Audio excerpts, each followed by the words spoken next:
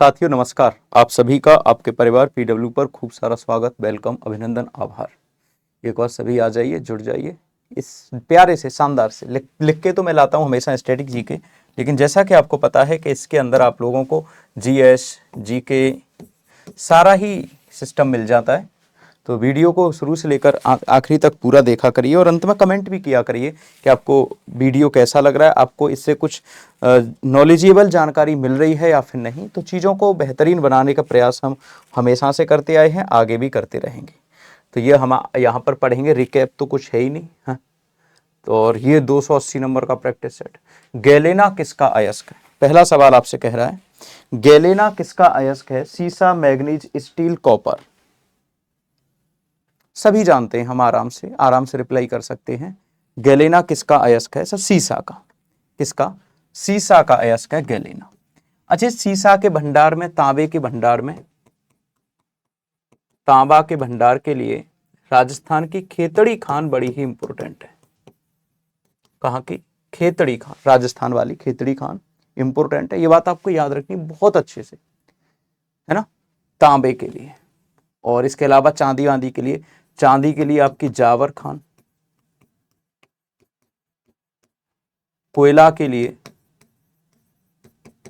झरिया झारखंड, सोना के लिए तो आप जानते हैं कोलार कर्नाटक, पन्ना मध्य प्रदेश की खान हीरा के लिए प्रसिद्ध है। तो ये आपको याद रखनी है, कुछ खान है इंपॉर्टेंट, ये यहां पर आप लोगों से पूछ लेता है पेपर में, तो आप करके आ जाना, नॉर्मल सी बात है। तो ये गैलेना किसका अयस्क है? सीसा का। नेक्स्ट क्वेश्चन, शहीद दिवस किस तिथि को मनाया जाता है? शहीद दिवस, शहीद दिवस किस तिथि को मनाया जाता है? 1 जनवरी, 26 जनवरी, 30 जनवरी, 31 जनवरी। तो इसके रिप्लाईज करते रहिए। यहां पर अगर हम बात करें, शहीद दिवस दो होते हैं, देखो, एक तो बेसिकली होता है शहीद दिवस, एक होता है शहीदी दिवस। तो जब शहीद दिवस की बात होगी तो आपको हमेशा 30 जनवरी टिक करना है, और शहीदी दिवस आ जाए तो वो 23 मार्च होता है। वो भगत सिंह जी को फांसी लगाई गई, उसको शहीदी दिवस कह देते हैं। एक और चीज याद रखनी है आपको, गांधी जी की मृत्यु 30 जनवरी 1948 को नाथूराम गोडसे के द्वारा दिल्ली में बिड़ला हाउस के बाहर कर दी गई थी। कहां कर दी गई थी? बिड़ला हाउस के बाहर गांधी जी की हत्या कर दी गई थी। अब समय पूछ लेता है कई बार, पेपर का कुछ पता नहीं चलता लेवल का। शाम को 5:15 बजे, 5:15 पर शाम को ये पूजा करके निकल रहे थे, मंदिर है ये, यहाँ से गांधी जी जब आ रहे थे वापस तो गांधी जी की हत्या कर दी गई। तो उसी समय से क्या मनाया जा रहा है आपका? 30 जनवरी को शहीदी दिवस। अगला प्रश्न है आपका, भारतीय संविधान पूर्णतः कब लागू हुआ? देखो यहाँ पर अलग अलग डेट हैं, तो ये पहली जो डेट आपको याद रखनी पूर्णतः लागू होने की। यहाँ पर कई सारी डेट आपको याद रखनी है संविधान से संबंधित, जैसे 9 दिसंबर 1946, पहले डेट लिख दे रहा हूं फिर आपको समझा दूंगा। 11 दिसंबर 1946, 13 दिसंबर 1946, आपका 26 नवंबर 1949, 24 जनवरी 1950, 26 जनवरी 1950। देखो ये तो लागू हुआ था, ये अंतिम बैठक हुई थी। ये क्या हुई थी? अंतिम बैठक हुई थी। यहां पर आपको याद रखना है कि बनकर तैयार हुआ, रेडी हो गया, तैयार हो गया। 13 दिसंबर को जवाहरलाल नेहरू के द्वारा प्रस्तावना प्रस्ताव, पहली अस्थायी अध्यक्ष चुने गए डॉक्टर सच्चिदानंद सिन्हा, पहली बैठक हुई थी। यहां पर दूसरी बैठक हुई तो डॉक्टर राजेंद्र प्रसाद को स्थायी अध्यक्ष चुन लिया गया। ध्यान से देखना, समझ में आ जाएगा। संविधान सभा की पहली बैठक 9 दिसंबर 1946 को हुई और पहले अस्थायी अध्यक्ष बने डॉक्टर सच्चिदानंद सिन्हा। 11 दिसंबर को संविधान सभा की दूसरी बैठक आयोजित की गई और अध्यक्ष बने डॉक्टर राजेंद्र प्रसाद। जवाहरलाल नेहरू ने 13 दिसंबर 1946 को प्रस्तावना प्रस्ताव पेश किया। 26 नवंबर 1949 को संविधान बनकर तैयार हो गया। 24 जनवरी 1950 को इसकी अंतिम बैठक हुई और 26 जनवरी 1950 को संविधान लागू हो गया। कई बार मन में हमारे सवाल उत्पन्न होता है कि भारत जब 15 अगस्त को स्वतंत्र हो गया 47 में, तो हम 4 साल बैठ के क्या यार वहां पे कर रहे थे? संविधान लागू करने में इतना लंबा समय हमने कैसे लगा दिया? तो बच्चे, आपको याद होगा 1929 का लाहौर अधिवेशन। लाहौर अधिवेशन, इसके अध्यक्ष जवाहरलाल नेहरू थे और इन्होंने 26 जनवरी 1930 को रावी नदी के तट पर तिरंगा फहराया था और यहीं पर स्वतंत्रता की घोषणा भी कर दी थी और पूर्ण स्वराज का नारा भी दिया था। किसका नारा दिया था? पूर्ण स्वराज का नारा भी दिया था। तो जब इस प्रकार की घटना हो चुकी थी और हमारा भारत 1930 से लेकर 1947 तक स्वतंत्रता दिवस मना रहा था 26 जनवरी को, तो उस दिन को कैसे भूल सकते थे? उस दिन की याद करने के लिए आराम आराम से संविधान बनता रहा कि चलो, बन के ही तैयार हुआ था पहले तो 26 नवंबर 1949 को। अब ये तो उस टाइम के संविधान बनाने वालों का मैं तो बहुत बड़ा पेशेंस, धैर्य मानूंगा कि इतने बड़े देश को जहां पर भाषाई विविधता हो, भाषाई तौर पर हम सभी अलग अलग हों, रंग के आधार पर भी अलग अलग हों, रूप के आधार पर भी अलग अलग हों, तो सभी लोगों को एक जैसा करके और संविधान बनाकर दे देना, जो कि संविधान संशोधन जरूर हो जाते हैं क्योंकि देखो लोगों की डिमांड होती है। अब जनरेशन जेड की अलग डिमांड होती है, वाई की अलग डिमांड होती है, बीटा की अलग डिमांड होती है, तो उसके अनुसार संशोधन तो होंगे। लेकिन संविधान हमारा बड़ा जबरदस्त प्रकृति का बना के दे दिया है कि पापा के पापा के पापा के पापा का बेटा का बेटा का बेटा का बेटा भी अगर आ जाए तो इस संविधान के अंतर्गत ढल जाएगा। हम सभी को यह बात अच्छे से पता है। अगला प्रश्न है दोस्तों, आगरा शहर की स्थापना किसने की थी?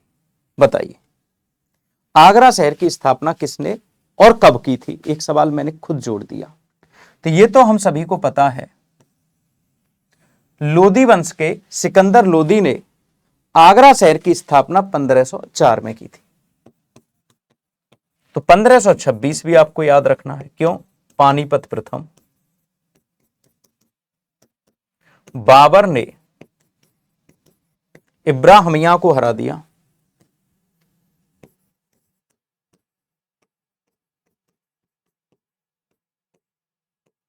इब्राहिम लोदी, और युद्ध के मैदान में मारा गया। तो युद्ध के मैदान में मारा जाने वाला पहला दिल्ली सल्तनत का सुल्तान इब्राहिम लोदी था।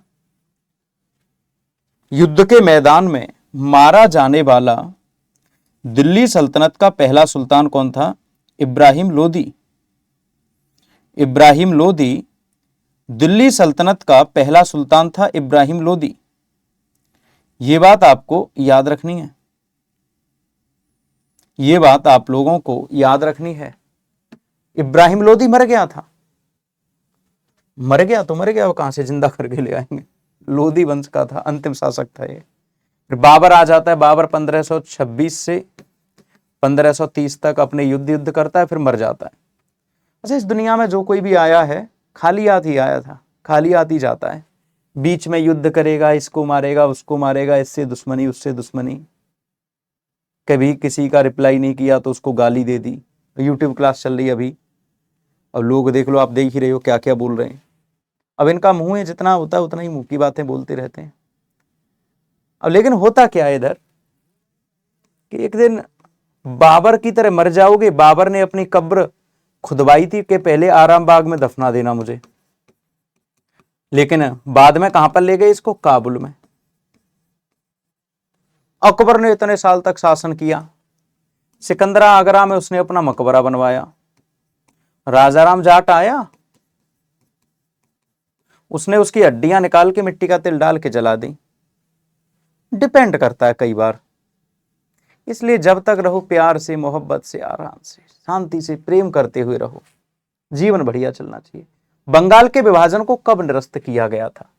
1907 में। ये तो सूरत अधिवेशन था, कांग्रेस का सूरत अधिवेशन। यहां पर कांग्रेस दो भागों में विभाजित हो गई थी, गरम और नरम दल। 1909 में आपका मार्ले मिंटो सुधार आया था। मिंटो को भारत में सांप्रदायिक प्रतिनिधित्व का जनक कहते हैं।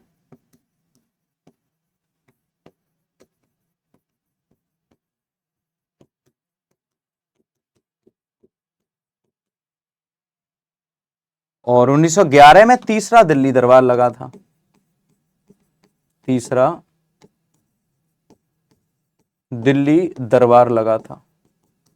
और इस तीसरे दिल्ली दरबार के समय भारत का जो वायसराय था उसका नाम है हार्डिंग। देखो लॉर्ड लगा रहता, हम नहीं लगाते इनके सामने लॉर्ड, ये नालायक थे सारे के सारे, लॉर्ड लगा के आते थे अपने नाम के साथ, दुष्ट कहीं के। हार्डिंग था यहां पर वायसराय। और ये महारानी मैरी, देखो नाम कैसा, मैरी तेरी मेरी, महारानी मैरी और जॉर्ज पंचम, महारानी मैरी और जॉर्ज पंचम, इनका स्वागत किया गया था तीसरे दिल्ली दरबार के दौरान। यहीं पर आपको पता होगा तो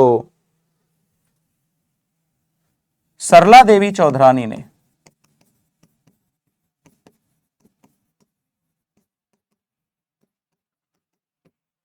जनगण मन गाया था। और 1911 में ही कलकत्ता अधिवेशन हुआ कांग्रेस का।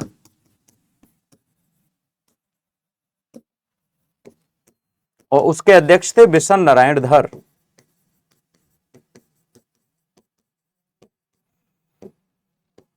देखो कोई भी सूरज उगा है उसका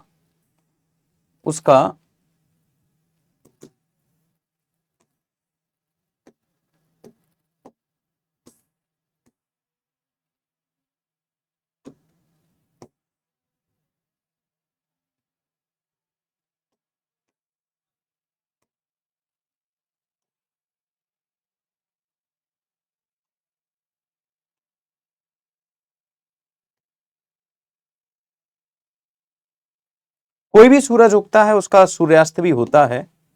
कांग्रेस कितनी जबरदस्त उभरी थी उस समय, कांग्रेस का अध्यक्ष बनना भी एक टास्क हुआ करता था। और आज स्थिति देख लो, तो आप कितने भी बड़े बन जाएं, इतराना नहीं चाहिए, उड़ना नहीं चाहिए हवाओं में, हवाओं में नहीं उड़ना चाहिए, जमीन पर ही पैर रखने चाहिए हमेशा आपको, है ना, जमीन पर पैर रखने चाहिए, जिससे कि बेहतरीन शानदार जबरदस्त जिंदाबाद बने रहें जीवन भर, चीजें भी अच्छे से चलती रहें। महात्मा गांधी ने भारतीय राष्ट्रीय कांग्रेस की सदस्यता से कब त्याग पत्र दे दिया? बढ़िया सवाल पूछ रहा है, गुस्सा हो जाते थे गांधी जी छोटी छोटी बातों पर। महात्मा गांधी ने कांग्रेस की सदस्यता से कब त्याग पत्र दे दिया था?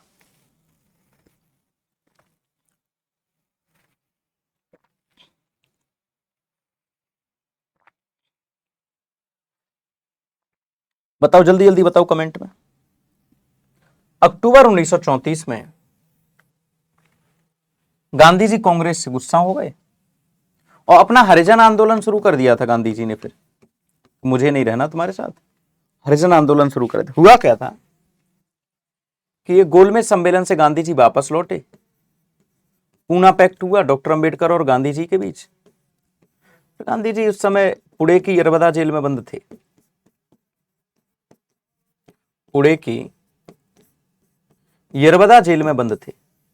तो यहीं पर डॉक्टर अंबेडकर साहब आए, दोनों के बीच समझौता हुआ और समझौता होने के बाद गांधी जी का मन थोड़ा सा राजनीति से उथल गया।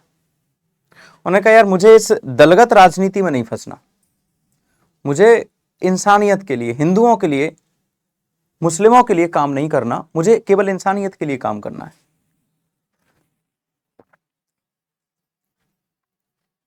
100 साल बाद, अभी 100 साल 2030 में होंगे गांधी जी को समाप्त हुए, 30 जनवरी 2030 को, 30 जनवरी 1948 को मरे थे।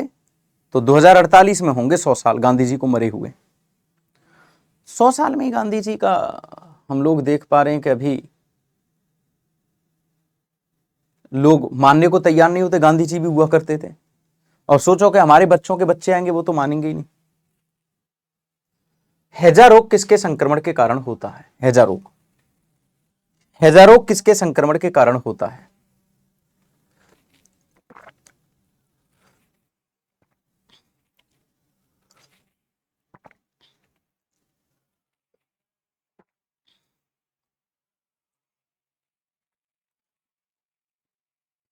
वी कलोरो, वी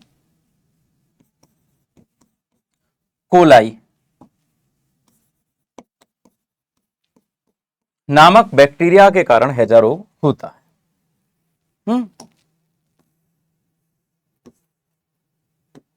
ठीक है।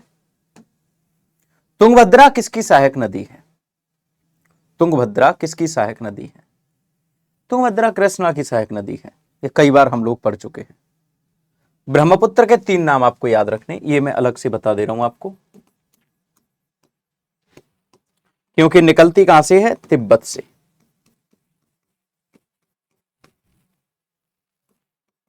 और भारत में कहां प्रवेश करती है पहली बार? अरुणाचल प्रदेश। और इसके बाद कहां जाती है? असम में। असम में इसका नाम ब्रह्मपुत्र है भैया, पहली बार। अरुणाचल प्रदेश में इसको कहते हैं देहांग या सियांग।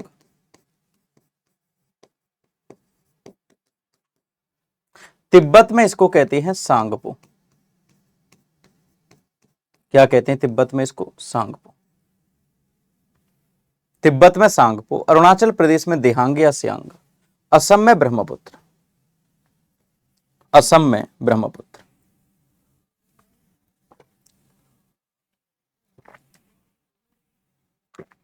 असम में क्या कहते हैं इसको? ब्रह्मपुत्र। याद रखना है। 3 नाम मुझे लगा, मुझे बताना चाहिए तो मैंने बता दिए। बाकी तुंगभद्रा नदी के किनारे ही आपका विजयनगर साम्राज्य बना था। हरिहरी और बुक्का ने बनाया था। हरिहरी और बुक्का ने बनाया था। और संगम वंश की स्थापना इन्होंने की थी। और फिर राक्षसी तंगड़ी का युद्ध हुआ 1565 में। 200-250 साल ही चल पाया ये साम्राज्य। और राक्षसी तंगड़ी, या फिर हम बात करें वो जो दूसरे राज्य थे बहमनी साम्राज्य, उनके साथ युद्ध हुआ। तालीकोटा का युद्ध भी कहते हैं इसको, या फिर राक्षसी तंगड़ी का युद्ध भी कहते हैं। राक्षसी तंगड़ी का युद्ध भी कहते हैं। ये बात भी आपको याद रखनी है। तो ये 1565 है। क्या है? 1565।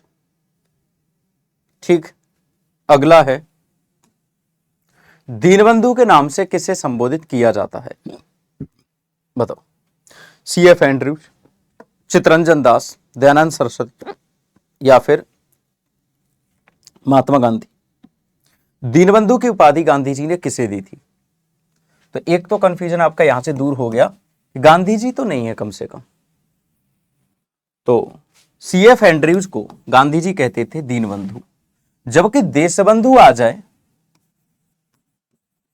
देश का बंधु चित्तरंजन, दीनों का बंधु मतलब गरीबों का बंधु कौन? CF Andrews. CF Andrews. संपत्ति का अधिकार किस प्रकार का अधिकार है वर्तमान में? देखिए साहब, प्रारंभ में 7 मौलिक अधिकार थे। 7 मौलिक अधिकार थे। वर्तमान में 6 मौलिक अधिकार हैं।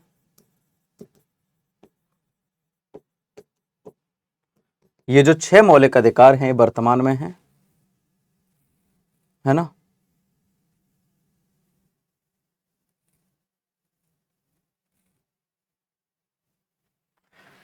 चवालीसवें संविधान संशोधन द्वारा संपत्ति के अधिकार को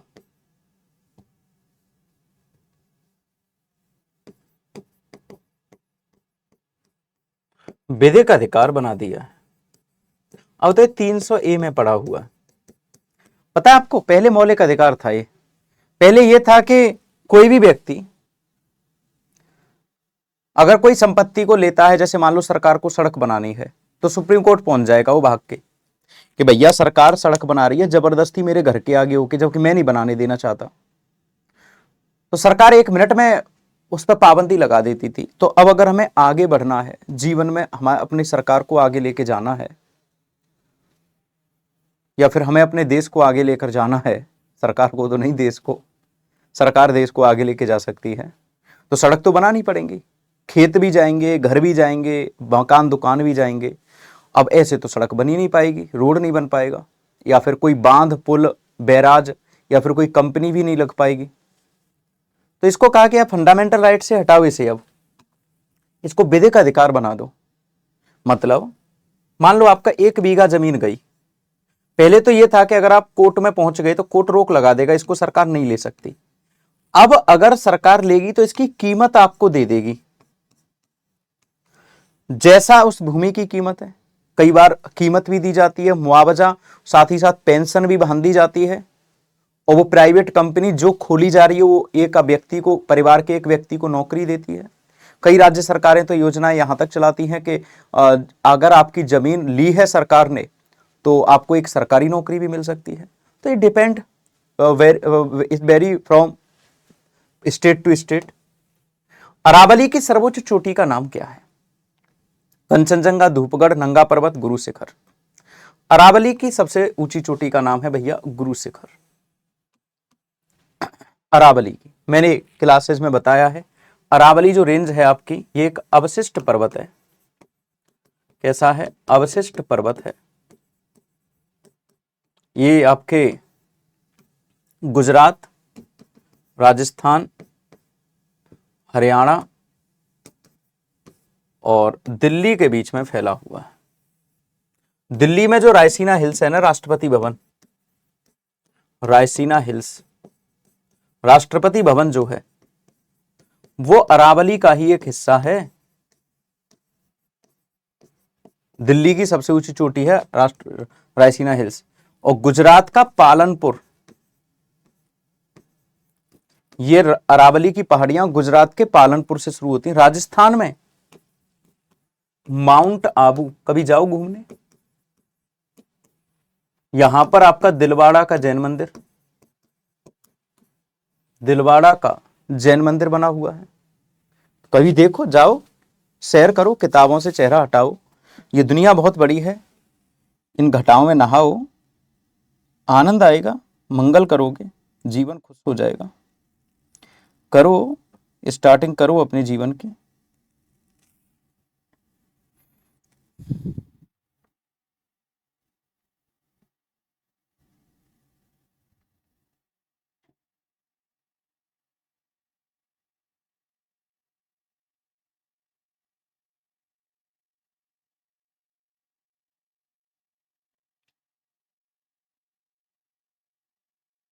यहां तक हो गया होगा।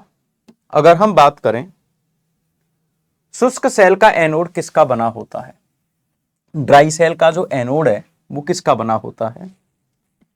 शुष्क सेल का एनोड किसका बना होता है? एल्यूमिनियम, मैग्नीज, तांबा, जस्ता। बताओ जल्दी से। बैटरी में दो होते हैं, एक तो होता है एनोड, एक होता है कैथोड।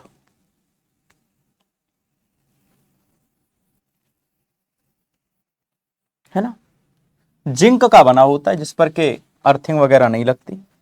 ये इलेक्ट्रोड भी कहलाता है, जो एनोड होता है इसको इलेक्ट्रोड भी कहते हैं। एक दूसरा जो युक्ति होती है, पॉजिटिव होता है, पॉजिटिव चार्ज निकलता है उधर से, उसको कहा जाता है कैथोड। वो अलग अलग दो लगे होते हैं नोड यहां पे। कह रहा है आपसे, आधुनिक आवर्त सारणी का नियम किसने दिया था? मेंडल, मोजले, जे थॉमसन, गोल्डस्टीन। आधुनिक आवर्त सारणी का नियम किसने दिया था? मेंडल, मोजले, थॉमसन, गोल्डस्टीन।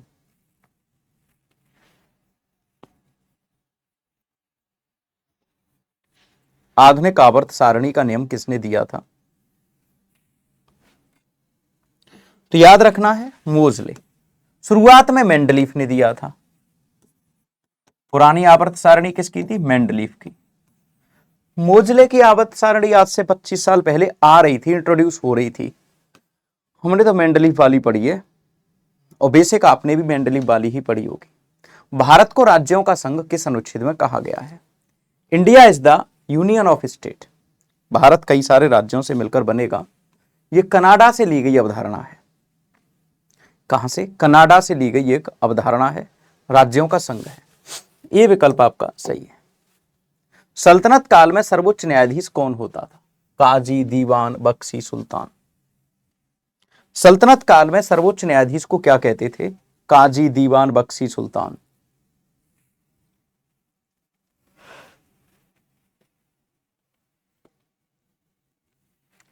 देखो यहां पर देना चाहिए था काजी उल कजात कहा जाता था इसको, काजी उल कजात यही करता था। फिर आजकल भी काजी का पद तो आजकल भी हम लोग देखते हैं। महाराष्ट्र का सुकरात किसको कहा जाता है? बाल गंगाधर तिलक, गोपाल देशमुख, महादेव गोविंद रानाडे, गोपाल कृष्ण गोखले। तो बेटा महाराष्ट्र का सुकरात कहा जाता है एमजी रानाडे को, महादेव गोविंद रानाडे को। महाराष्ट्र का सुकरात किसको कहा जाता है? ये गोपाल कृष्ण गोखले के गुरु भी थे, गोपाल कृष्ण गोखले के गुरु भी थे, और सर्वेंट्स ऑफ इंडिया सोसाइटी भी बनाई थी। और गोपाल कृष्ण गोखले गांधी जी के राजनीतिक गुरु थे। गांधी जी के राजनीतिक गुरु का नाम क्या था? गोपाल कृष्ण गोखले। और आपका इनके गुरुजी का क्या नाम था? महादेव गोविंद रानाडे। मौर्य काल में शिक्षा का प्रसिद्ध केंद्र कौन सा था? तक्षशिला, उदंतपुरी, नालंदा, विक्रमशिला। कनेक्टिविटी बना के पढ़ लेंगे तो ज्यादा जल्दी समझ में आ जाएगा। आपने सुना होगा कि एक विष्णुगुप्त या फिर कौटिल्य या फिर चाणक्य, एक ही आदमी है। तक्षशिला विश्वविद्यालय का प्राचार्य था, तक्षशिला विश्वविद्यालय का प्राचार्य था, जो पहले कभी धनानंद के दरबार में आया था भिक्षा के लिए या फिर किसी काम के लिए, और पता चला कि उसकी बेइज्जती कर दी गई और धनानंद ने उसे अपने दरबार से भगा दिया। उसने कहा बदला ले लूंगा। तो मौर्य काल का जो सबसे प्रसिद्ध था, और ये दुनिया का भी सबसे प्राचीन माना जाता है, ये जो तक्षशिला है, टैक्सला है, इसको दुनिया का सबसे प्राचीन भी माना जाता है। ये विकल्प सही है। लक्षद्वीप कहां स्थित है? देखो बंगाल की खाड़ी में तो आपका अंडमान निकोबार है, अंडमान निकोबार है। एक फैक्ट आपको याद रखना है, अंडमान निकोबार आपका ज्वारीय द्वीप है, ज्वारीय द्वीप है। अरब सागर में आपका लक्षद्वीप है। कहां पर? अरब सागर में लक्षद्वीप है। अब ये कैसा है? ये आपका कोरल द्वीप है, कोरल द्वीप है। कौन सा आपका? लक्षद्वीप। लक्षद्वीप आपका कोरल द्वीप है। बाकी आपका अरब सागर में है, और लक्षद्वीप आपका कोरल द्वीप है, जबकि अंडमान निकोबार कैसा है? ज्वारीय द्वीप। इग्नाइटेड माइंड्स पुस्तक के लेखक कौन है? आज की क्लास चल रही थी, उसमें मैं करवा रहा था कि इंडिया विंस फ्रीडम किसकी किताब थी, इग्नाइटेड माइंड्स किसकी, बहुत सारी किताबें लिखवाई थी। तो उनमें ही एक आपकी ये किताब भी आई थी, जिसमें कि इग्नाइटेड माइंड्स स्टूडेंट्स के लिए लिखी थी डॉक्टर साहब ने, डॉक्टर एपीजे अब्दुल कलाम ने। इनकी पुस्तक का नाम तो इंडिया डिवाइडेड है, इंडिया डिवाइडेड। और अग्नि की उड़ान, विंग्स ऑफ फायर। इस किताब का जिक्र करना इसलिए भी जरूरी है क्योंकि ये डॉक्टर कलाम साहब की ऑटोबायोग्राफी है।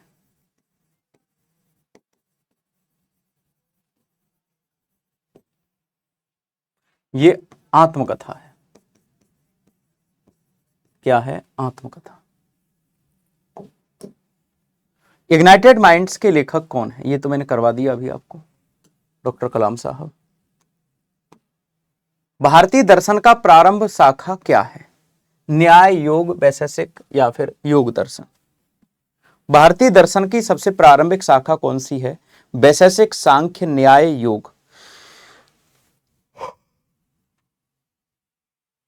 योग पतंजलि, न्याय गौतम ऋषि, न्याय गौतम ऋषि, और कपिल का है सांख्य। वैशेषिक और सांख्य के जनक कौन है?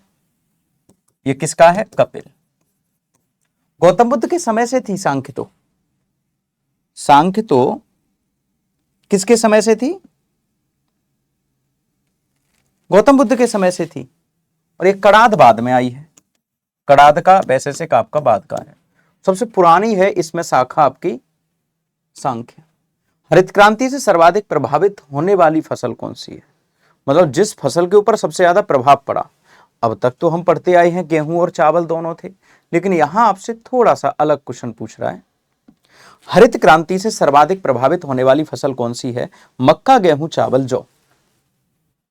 मक्का, गेहूं, चावल और जौ। मक्का, गेहूं, चावल और जौ। तो सबसे ज्यादा खाद्यान्न के ऊपर फोकस किया गया, उसमें गेहूं। भारतीय हरित क्रांति के जनक एम एस स्वामीनाथन।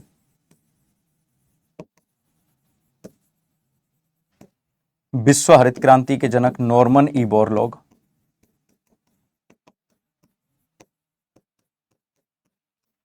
ये दोनों याद रखने। आकाश का रंग नीला किसके कारण दिखाई देता है? अपवर्तन, परावर्तन, पूर्णांतरिक परावर्तन, प्रकाश का प्रकीर्णन। आकाश का रंग नीला किसके कारण दिखाई देता है? Reflection, refraction, total internal reflection, scattering of light.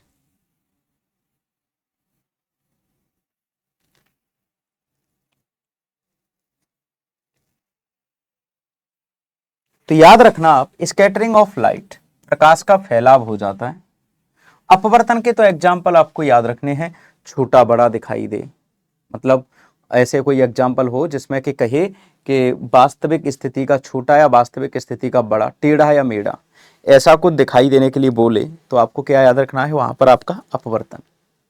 परावर्तन आ जाए तो वहां पर हमेशा चमकीला जैसा कुछ लिखा होगा, तारों का चमकना, जूतों का चमकना, मोटरसाइकिल का चमकना, शेविंग करने के बाद चेहरों का चमकना।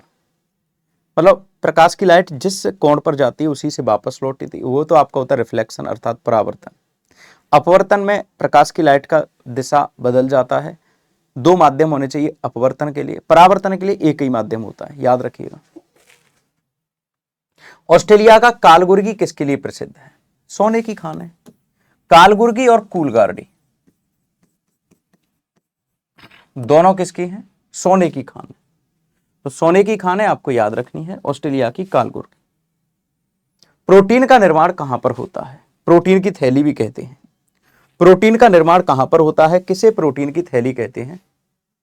Mitochondria, blood platelets, ribosomes, lysosomes. देखो माइटोकॉन्ड्रिया को तो पावर हाउस ऑफ सेल कहते हैं। ये तो आपका पावर हाउस ऑफ सेल है, किचन ऑफ सेल भी कहते हैं। माइटोकॉन्ड्रिया आपका एटीपी में ऊर्जा को ग्रहण करता है।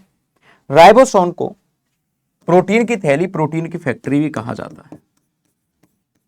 प्रोटीन की फैक्ट्री या फिर प्रोटीन की थैली भी कहा जाता है ना, याद रखिएगा। रेलवे स्टाफ कॉलेज कहां पर स्थित है? रेलवे स्टाफ कॉलेज कहां पर स्थित है? भोपाल, जयपुर, बड़ौदा, जबलपुर।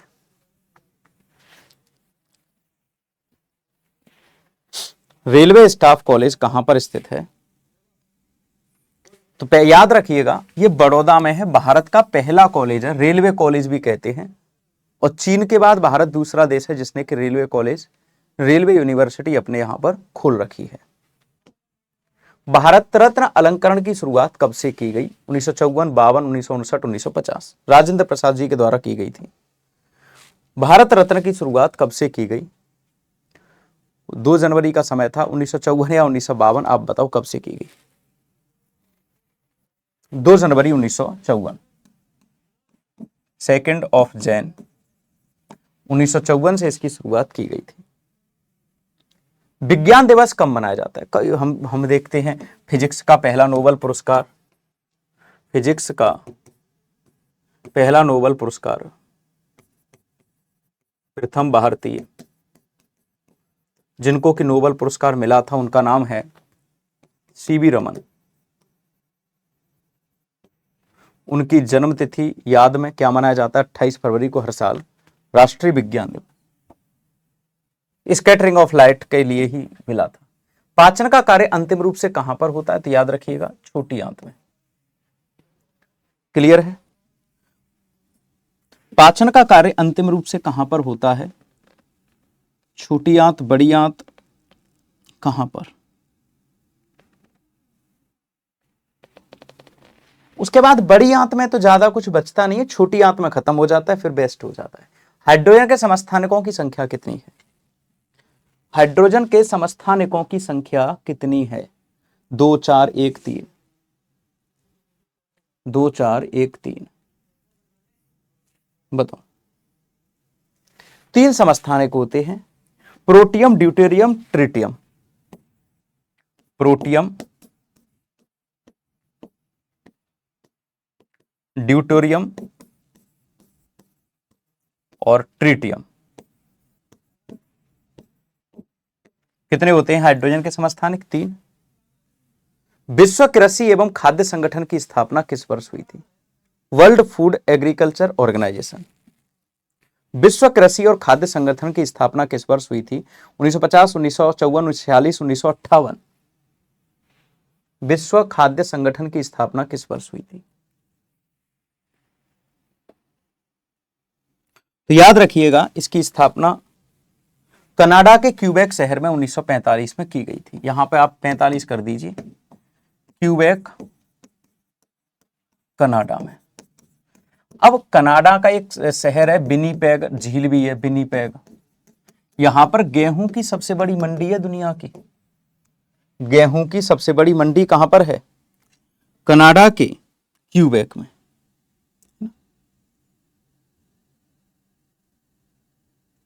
लेकिन अगर आपसे इसका वो पूछ ले कि इसका हेडक्वार्टर कहां है, तो वो रोम, इटली। स्थापना हुई है क्यूबेक, कनाडा में, लेकिन इसका हेडक्वार्टर रोम, इटली में। आज का अंतिम सवाल, मानव शरीर में क्रोमोसोम्स की संख्या कितनी होती है? 23 जोड़े पढ़ते हैं हम। क्रोमोसोम मतलब होते हैं गुणसूत्र। मानव शरीर में 23 जोड़े होते हैं गुणसूत्र। 23 दूनी हो गए 46। स्वस्थ मानव में इतने गुणसूत्र आपके होंगे। तो बस अच्छे से रहिएगा, अपना ख्याल रखिएगा। कोई दिक्कत या परेशानी आए तो आप बात कर सकते हैं। मेरे सारे पीडीएफ नोट्स आपको मेरे इस टेलीग्राम चैनल पर मिलेंगे, अरुण सर _UP एग्जाम्स वाला।